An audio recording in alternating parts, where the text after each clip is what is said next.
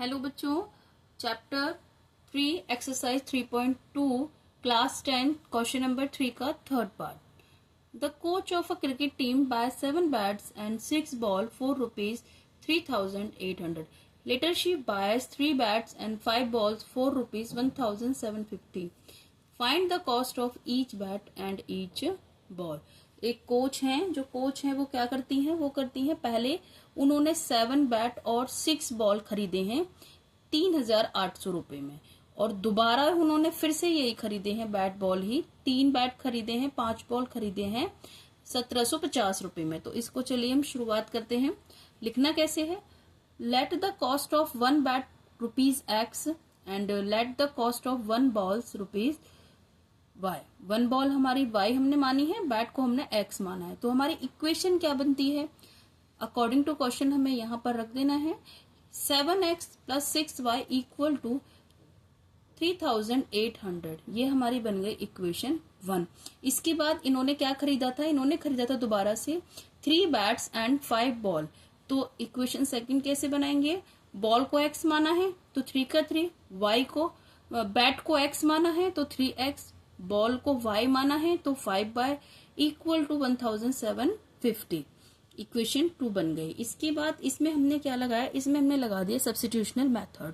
इसमें हम eliminate method भी लगा सकते हैं, बट सब्स्टिट्यूशनल मेथड मैंने आपको इसलिए करा दिया है क्योंकि बाकी जो पहले 2 क्वेश्चन कराए थे वो एलिमिनेट से कराए थे, इसीलिए अब ये सब्स्टिट्यूशनल मेथड इसमें डाला है। सब्स्टिट्यूशनल मेथड की क्या शर्त होती है, ये कहता है कि आपको इन दोनों इक्वेशन में से किसी एक इक्वेशन को लेकर इक्वेशन थर्ड निकालनी है, यानी कि इस पूरी इक्वेशन में से हमने x या y की वैल्यू रखनी है, दोनों में से किसी की भी ले सकते हो आप।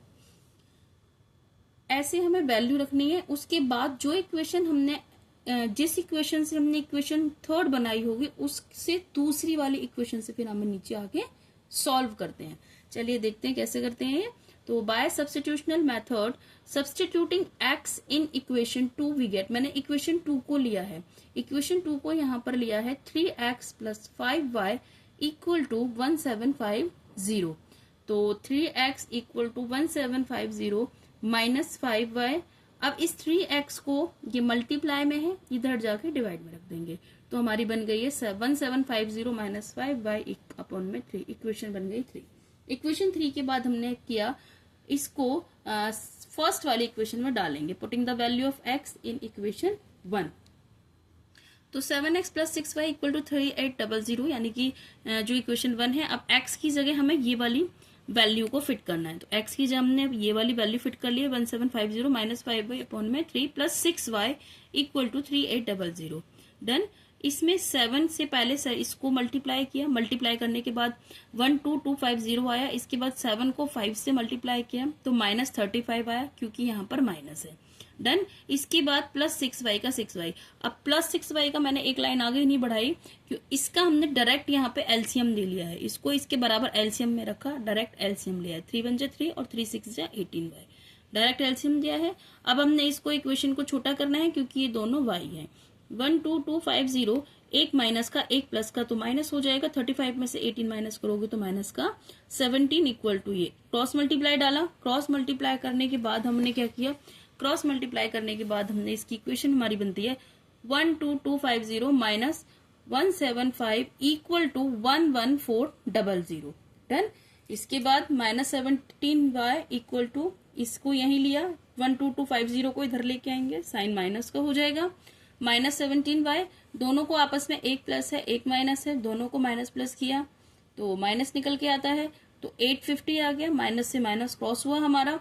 इसके बाद y की वैल्यू हमारी आ गई 850 अपॉन में 17 की टेबल से अगर आप करोगे तो 17 5 85 होता है और 0 का 0, तो y की वैल्यू क्या आ गई हमारी 50, यानी कि हमारा एक जो बॉल है वो हमारा 50 आ गया है।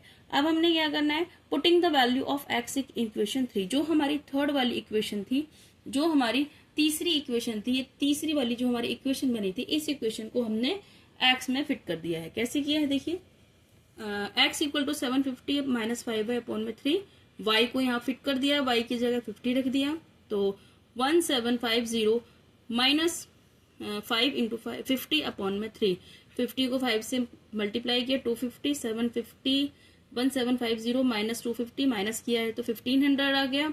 1500 को 3 से डिवाइड किया 500 आ गया। तो x की वैल्यू क्या आ गई हमारी 500। तो hence the cost of the bat is ₹500 and the cost of one ball is ₹50। Bye bye बच्चों, अपनी अटेंडेंस लगाएं, लाइक करें।